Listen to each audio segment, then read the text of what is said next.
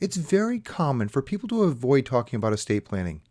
It's an extremely emotional topic, and it's also very morbid. But if you avoid talking about what's going to happen to your assets and your family when you're gone, your loved ones might be struggling and you have nothing you can do to help them out. We want to help give you some basic information so you can be prepared for them.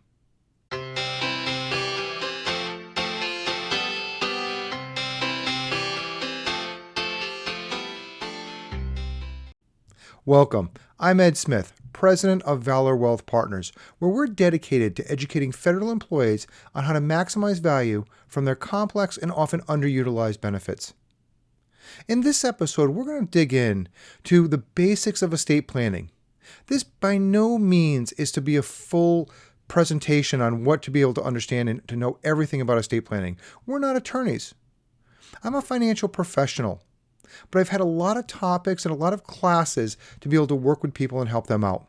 I'm going to share some of the things I've learned over 21 years to help you understand this a little bit more. Pay attention near the end where we're going to share some ideas that most people do not add into their estate plans.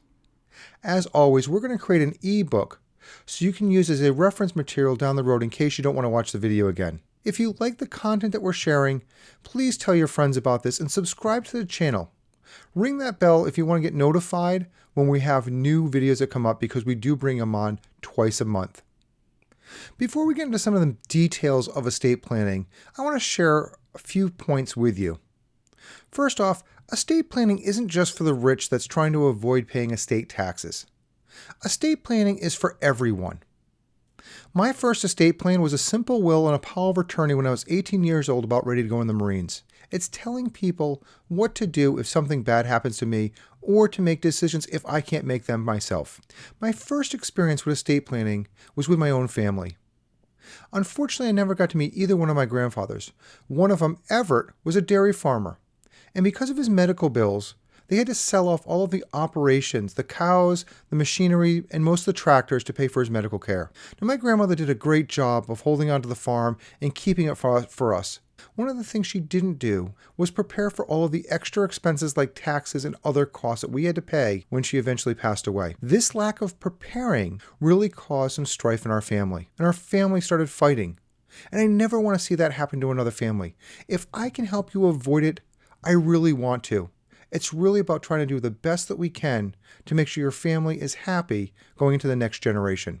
In our first section today, I'm going to give a little bit of instruction on the different types of documents that you might want to be looking at. The first is a will, and this is one of the most simple documents that tells where your stuff is going to go. Another document is a durable power of attorney. Then this is an extremely powerful document, and it allows somebody to sign your name.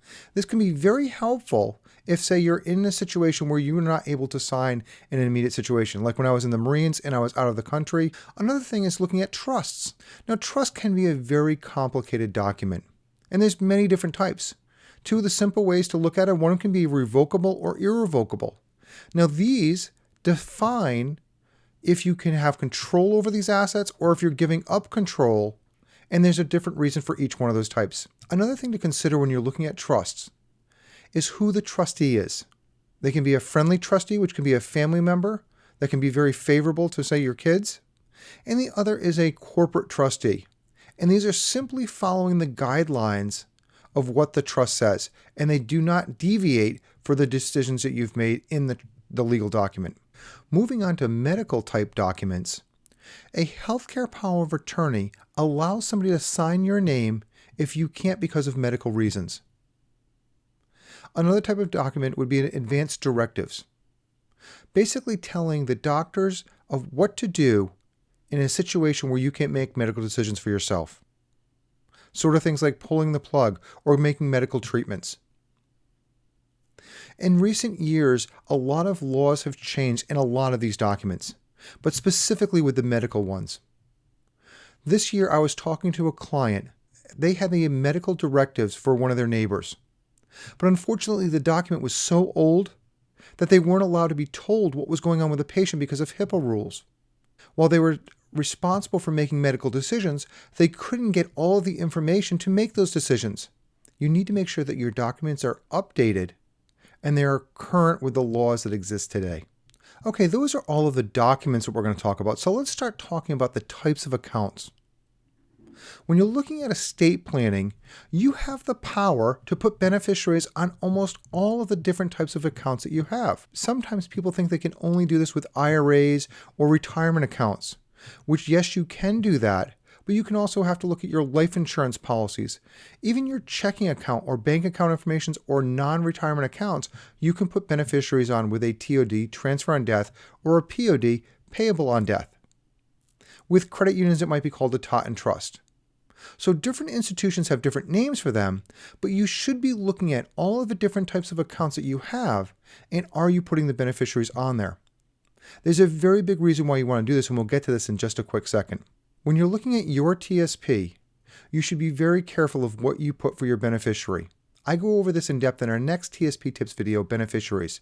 If you're a federal employee, please watch this because we go over a little bit more in detail of what to do for a TSP and what you're being told. You might be being misled of what you should be doing.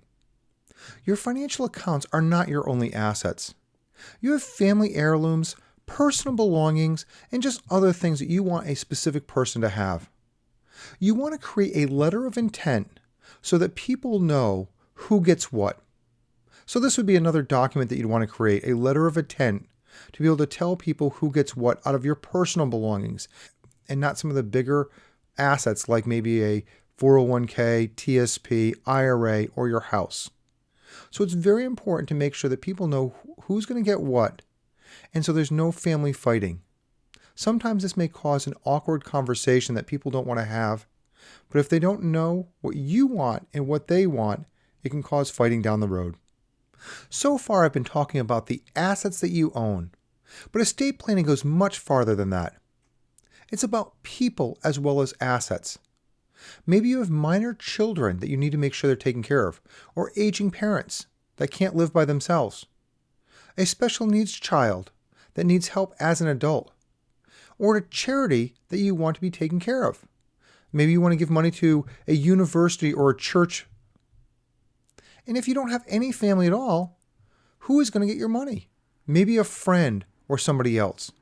But these are very important decisions, and estate planning can make sure that you're addressing some of these issues. Another thing could be a special circumstance. I mentioned earlier that I'm a Marine, so that means I could get a military funeral. Now, do I want it or not would be something that I would say in some of those documents and let people know about these different situations. I mentioned before that I'm not an attorney, and I'm not trying to give you all of the information to get estate planning right. I just want to give you the basic information so you can get a good plan for you and your family. But I do recommend that you talk to a professional. If it's a financial planner like me that may recommend an attorney or an estate planning attorney themselves. The reason is they've been doing this for years. They have a lot of knowledge and they've gone through a lot of situations that can really give you some good advice. They know the ins and outs and they've probably run into most of these situations before or know where to get the answers that you can be protected. It's really a team that puts together an estate plan, and it's not just one person or one professional that you might go to. If you choose to do this by yourself, be very cautious that the documents that you have are legal and meeting your state requirements. But I do not advise you doing that.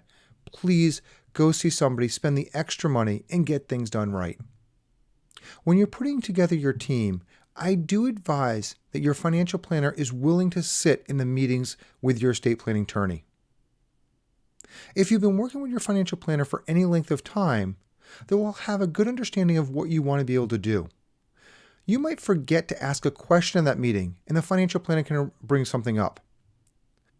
They can also compile a list of your assets, so when you're doing estate planning, you don't forget any of these assets. We also are not emotionally involved. So when you have somebody on your side that isn't focused on the emotion of everything that's going on, they can be very helpful in that situation to bring everything back to a normal sense.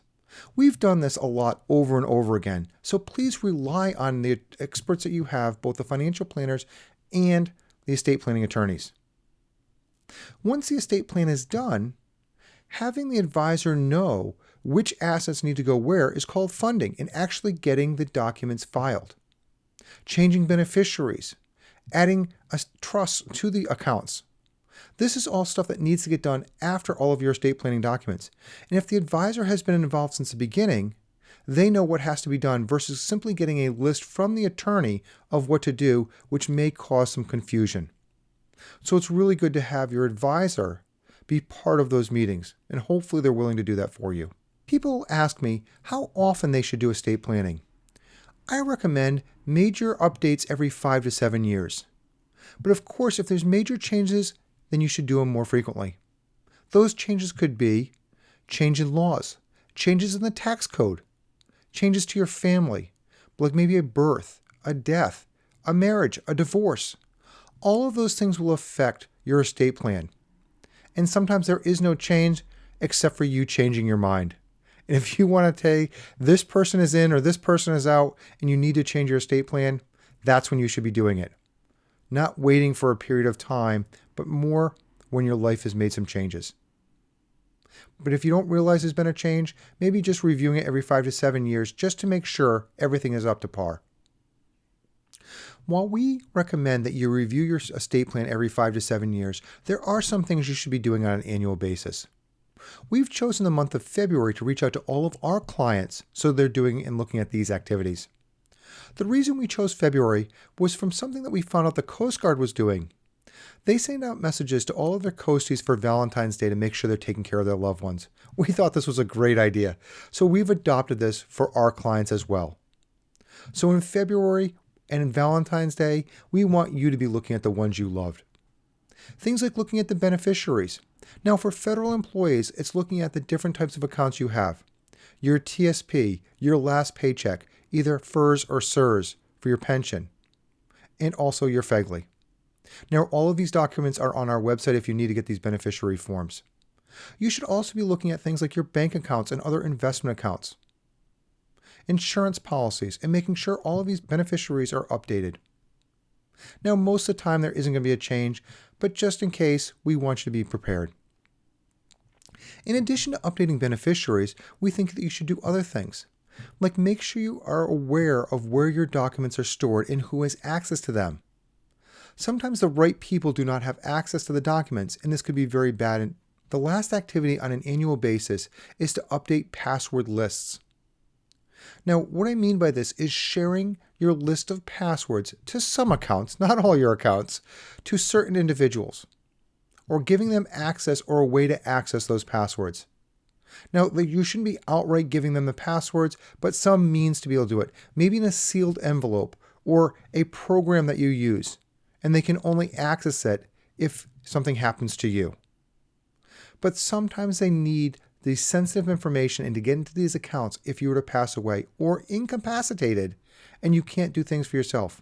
At one point, my father went to the hospital and he was in a coma for a couple weeks. Nobody had access to any of his accounts, and some of the bills that he had piled up and we couldn't pay them. So it went to a late situation. Luckily, it was only for a short period of time, but a prolonged period of time can cause real damage to your assets and your financial future. So please just be prepared so that somebody can get access to some of these accounts to make sure that you're protected. As I mentioned earlier, there's an important work that has to be done after you've completed the estate plan with the attorney. Part of that is funding, which is getting the documents to have the correct beneficiaries on there or changing title of certain assets. Now that's a process all by itself, and hopefully you have help doing this and make sure you have a good list of everything that has to be done. But beyond funding, there's storage of your documents. Where do you store all of these sensitive documents? I was at a presentation once and they were talking about how having it in your safe is a really good thing. Yes, it's good to have your documents in a safe. But who's safe? If you're in the hospital and you can't get access to them, or you pass away and nobody has the combination to your safe, those documents aren't going to help anybody. So you have to make sure that the right people have access to those documents so they can execute them when needed. The safe isn't the only place that you want to have these documents. Technology has given us a lot of advances. We upload clients' documents to their cloud that costs them nothing. We have access to them in case a family member needs them, but they can also share them with a family member. Say a certain person is the power of attorney, or another person has a medical directive on somebody else. They can get access to these documents through the cloud. When an emergency happens, you're never thinking correctly. You might jump on a plane and get to wherever a person needs you. You get there, and maybe you have to make a medical decision in a hospital. But you don't have the documents. They're locked at home and you're safe. So having them in the cloud where you can get access to them can be very valuable for you and your family. Other situations come up and you just have to be prepared. Along with your family members, the attorneys will have documents as well. But they might not be accessible on the times that you need them, maybe in the evening or on the weekend when you need to make some major decisions. And sometimes attorneys go out of business. And what happens to your documents at that point? So really have a plan for the storage of your documents so the people that need them can get them when they have to. Earlier in this video, I said I was going to share a couple of points that most people don't include in estate planning. We're at that time. And they all revolve around communication. You want to make sure that you're talking to your family members and the executors that you appoint. You want to make sure they understand your wishes and they can handle the responsibilities that you've given them. Certain things like making sure they know who to contact, like the attorney or a financial planner. As a financial planner, I know where most of your assets are, and I can help your family through this very difficult time. I want your family to reach out to me so I can help them out. Another thing is so they can understand your wishes. Sometimes with children, you may choose to give more money to one child than another. It's not because there's a favorite, it just might be because of a situation. And you want to be able to explain that while you're still alive. Because if you never explain that, you could cause some serious fighting between the children because they don't understand what happened. And lastly, some people like to leave last words. Maybe it's in a letter or even a video. And having this done, you want to be able to make sure who has it and they can present this to your family so they can be able to see what you wanted to tell them. Thank you for your time today. And I hope that you've seen that even a simple estate can be very complex. We want to help you and your loved ones so this can be as easy a process as possible. We look forward to talking to you in our next video. Thank you.